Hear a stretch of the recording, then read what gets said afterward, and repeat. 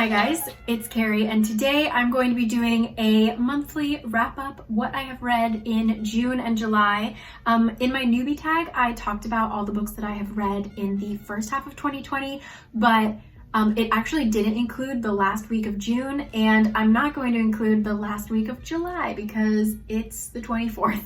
I'm filming this early. It is still a month long, but just keep that in mind. It's a mix of June and July. I read 10 books, and again, they're mostly fantasy. I'm still deep in that world, but some of them were really excellent, so I'm just gonna jump right into them. First, we have Ember in the Ashes and A Torch Against the Night by Sabaa Tahir.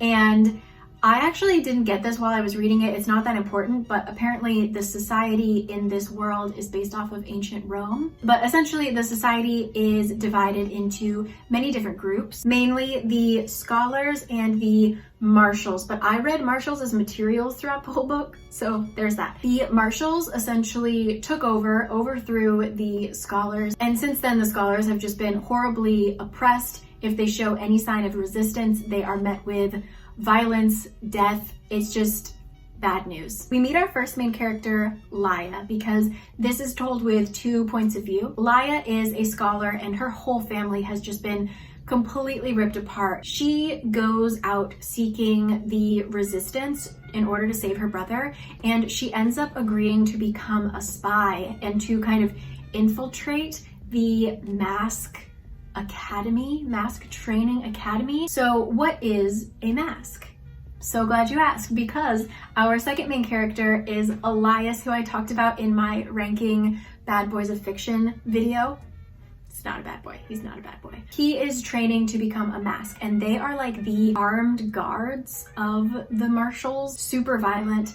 And he has been training for years in this academy, and he's about to graduate, and he realizes, cannot do it anymore, I'm out. And he wants to desert. And he almost does, but his plan gets kind of ruined and he ends up having to stay a bit longer. Laya and Elias end up finding their paths crossing a lot, and they end up finding that they kind of want the same thing. So they end up kind of forming an alliance and helping each other out. This book has so much action and so many plot twists. I'm so excited to finish the series because she wrote herself into this like plot corner, and I just want to know how she gets herself out. I really want to see how she ties this together, how she wraps this up. I really liked it, so it was an excellent start. Next is A Song of Wraiths and Ruin by Roseanne A. Brown, aka Rosie. This book is another fantasy that is told in 2 points of view. The first one is Karina, who is a princess, and I just really appreciated her character because she felt like a real human. Obviously it's a fantasy, so there are some things that she had to do that are just like a normal person wouldn't do it, but she, more than most characters, felt like a person that could exist. Tragedy strikes her family, and she ends up deciding to attempt some really, really dark magic to help a person that she loves. But in order to complete that spell, she needs the heart of a king, which isn't too easy to come by. But luckily, enter Malik. Malik is not a king. He's not even a prince. He has come to the city in order to search for work. He's come with his older sister and his younger sister, and their family back home is really suffering. A magical incident happens to him as well, and turns out in order to save the person that he loves, he has to kill the princess. So you can see how this is already gonna be a mess. So it's actually all based off of West African folklore, which I thought was really cool. And I did agree with some of the reviews that were saying that the action was a little bit lackluster. When you think of a festival that has trials, I kind of was thinking like the Hunger Games. I was thinking something a little bit more action-packed, but it kind of wasn't. But I did love the visuals. Again, I loved the characters. They felt real, actually. And you know I love me a good plot twist. So the plot twists, just everything was really keeping me on edge. I really appreciated it, and I am looking forward to the second one. So A Song of Wraiths and Ruin. Following that, I read Children of Blood and Bone by Tomi Adeyemi, I believe, and everyone was telling me to read this. I heard you, I read it. How do I explain the plot? So in this world, there are two different kinds of people. There are diviners who have magical powers, and then there are the people who do not. A king came to power who found a way to basically turn magic off, and since then he has been oppressing, killing, absolutely targeting, and making the lives of these diviners horrible. Tomi, is it Tomi? She said that she was heavily influenced by police brutality and racism in America. That really comes through, especially in the beginning where we meet our main character, Zelie. I just realized now that I've actually never pronounced any of those names, I just read them through. She has to go to the capital city in order to sell a fish to get money so that she can pay this stupid tax, because royal court keeps making up these nonsensical taxes just to harass, arrest, and kill these people with magic. So she goes off, and while she's there, she accidentally saves a runaway princess who has stolen this scroll from her father, the king, and this scroll is kind of a key to bringing the magic back. And so they embark on this journey, this quest to bring the magic back to the diviners, give them their power back, not even their magic, but just their ability to live normal lives. It is also very much filled with action. My only complaint about the book is that it's also told in multiple points of view, and some of the characters' voices are really similar. So there were cases where I'd be reading a chapter and I thought it was Princess Amari talking, but it was actually Zelie, which was very confusing. So maybe that was my bad, but I definitely, their voices were completely interchangeable to me. And also the love interest, I need to read the sequel just to figure out if he gets his act together, because the love interest in this book is just a pain in the butt. But it is a really powerful story. It has so many different themes worked into it. It's just very rich. There are so many things you could talk about within this book. So I highly recommend it if you're looking for a YA fantasy that has a lot of depth. It isn't just pretty people doing pretty things.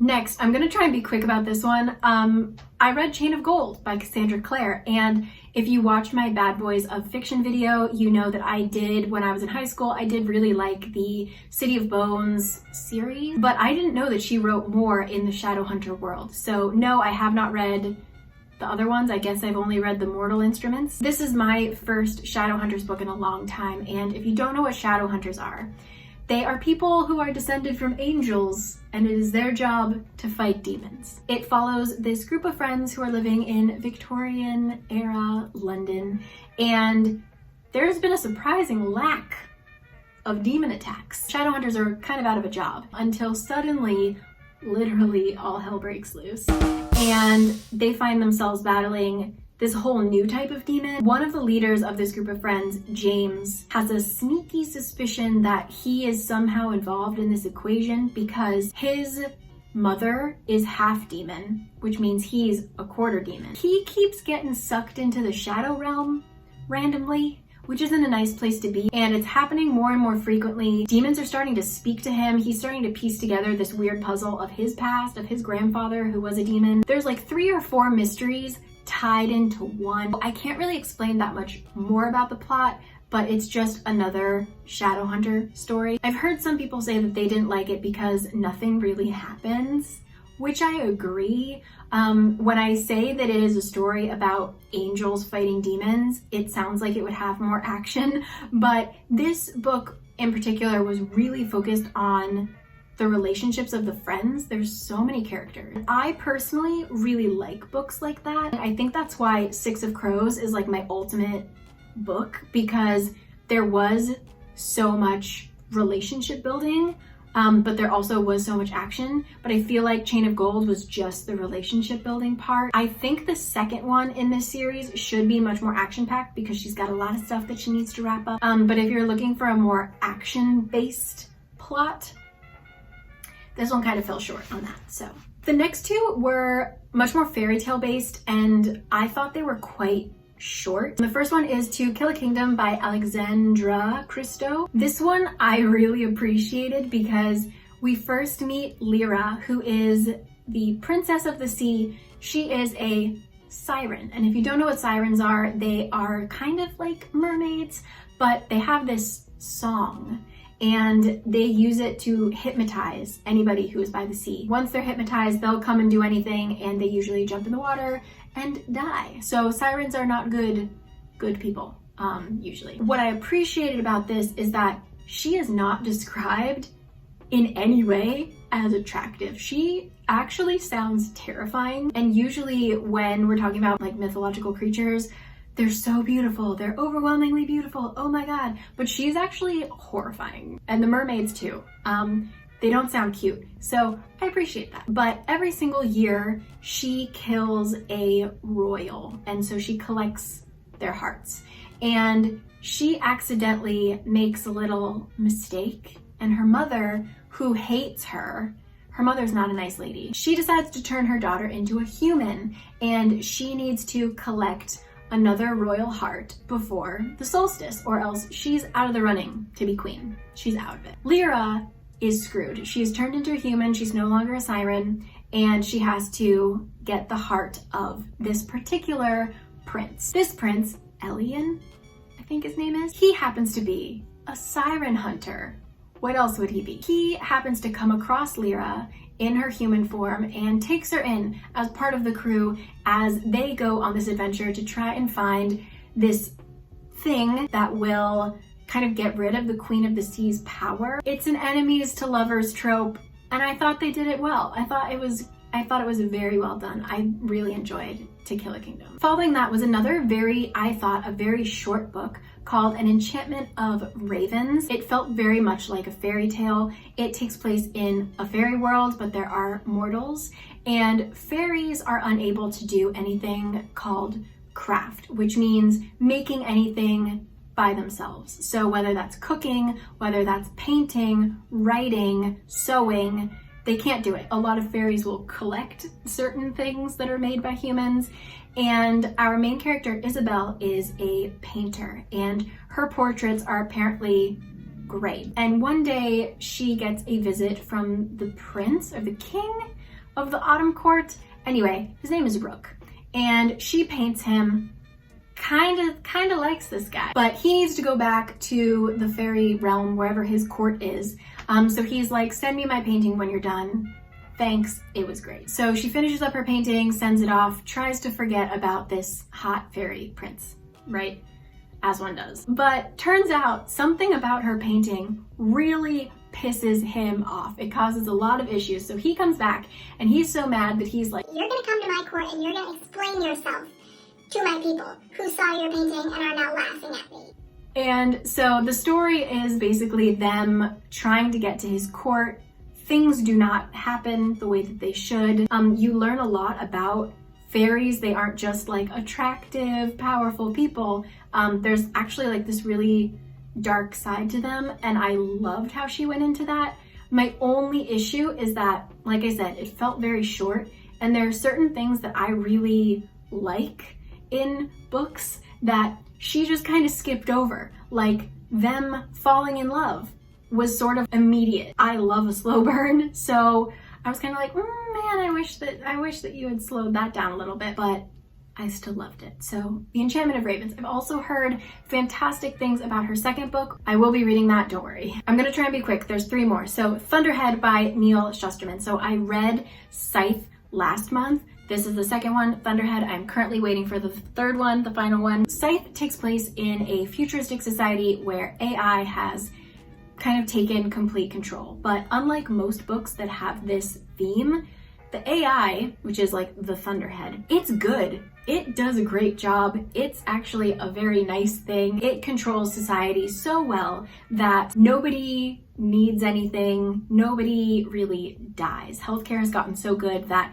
you could do pretty much anything and you can be revived. Which brings the issue of death. And I forget exactly, like if it's about population or if it's just like the idea that like immortality would make us bad people. I don't know. Whatever it is, people still need to die. That is passed off to a certain group of humans called scythes, and it's their job to kill people. So that brings up a bunch of interesting philosophical questions like, how do you determine who to kill? How do you kill them? I thought that the whole concept was quite interesting. I'm not gonna go too much more into it because I think that should be enough to strike your interest. I did like it. I liked the first one more than the second one, but I feel like the second one was necessary in order to get us to the third one. So I'm excited to finish the series, but yeah, Thunderhead by Neal Shusterman. Next up is Girl Serpent Thorn, and it is about Princess Soraya, who is cursed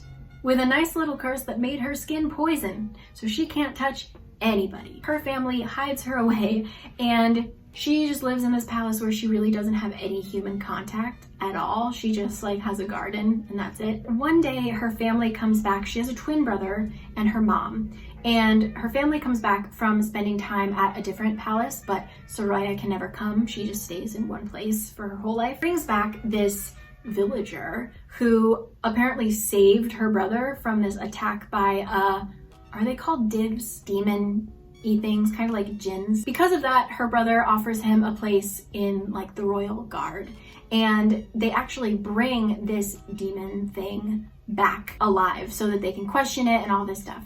And when Soraya hears that, she realizes maybe this person, maybe this thing knows about how to break my curse because the curse was put on her by one of these people. So she starts talking to this div, and more she realizes things are not what they seem. The stories that she has been told by her family are not correct, and she goes on this crazy quest to try and break her curse, which leads to a whole lot of problems, a whole lot of plot twists. I like the idea of the story. Just me telling it to you, it sounds like a pretty interesting plot. It honestly was a little bit messy. I think there were just so many names, like so many characters, and all the characters had multiple names and like multiple titles and things like that. It was a very complicated world that wasn't really built. You were just kind of thrown into it and had to kind of try and pick things up as they came. I liked that there was LGBTQ plus representation in it, a very nice loving relationship in there, and it was also a standalone. Maybe if she had spaced it out and made it a duology or something, it would have been better, but I would still give it a try. Kind of missed the mark for me a little bit. Oh, finally, last but not least is Cinder. So I had always known about this series, but only in that they were retellings of classic fairy tales. Obviously, this one is about Cinderella, but it takes place in very future society in New Beijing. There are Earthlings, humans. There are Lunars, people who live on the moon, who are still kind of human, but they've become a little weird up there. And then there are cyborgs, who are people who have bits and bobs of them replaced by machinery. This future world is suffering from something called the blue fever, which is essentially a plague, and it has no cure. That's just kind of like an underlying factor in the story. Cinder is just trying to live her life. She was adopted. She doesn't really know much about her past, but she is living in New Beijing with her adoptive mother, her two sisters, and her android friend Eco, who I love. And she's a really dang good mechanic. Nobody knows that she's a cyborg. Everyone thinks she's just a human, but she's really good at fixing androids and like cyborg things. So one day she's in her shop and literal Prince Charming, teen heartthrob Prince Kai comes in to get one of his androids fixed. And as she's trying to do that, a whole lot of weird things happen, but she essentially gets volunteered to test out a vaccine. I'm not going to tell you a whole lot more about it because it gets a little complicated and I'm not good at explaining complicated plots. It was pretty predictable, like really predictable, but I still enjoyed it. I hadn't read kind of like a cyborgy book ever, I think, in like at least in a very long time. I thought it was good. I thought maybe it was like a little bit too young of a reading level for me, but overall I put the second one on hold, so I'm gonna keep reading the series and I'm looking forward to it. So there is Cinder. And as far as what I'm currently reading, I wanted to talk about these but I haven't finished them yet. I am reading Woven in the Moonlight by Isabel Ibanez, which so far is really good. A book that I haven't even started yet is Pet by, is it Aqua Eki? MSE. I've heard incredible things about it. I'm really excited to start that.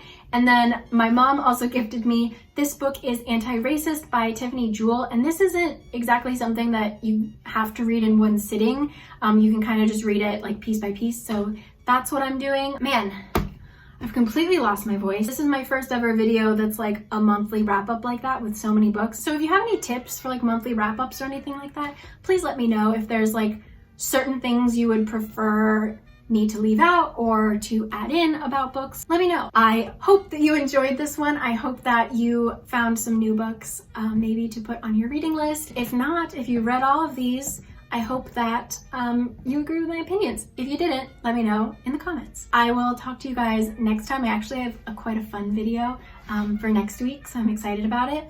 But I will see you guys then. All right? Okay, bye.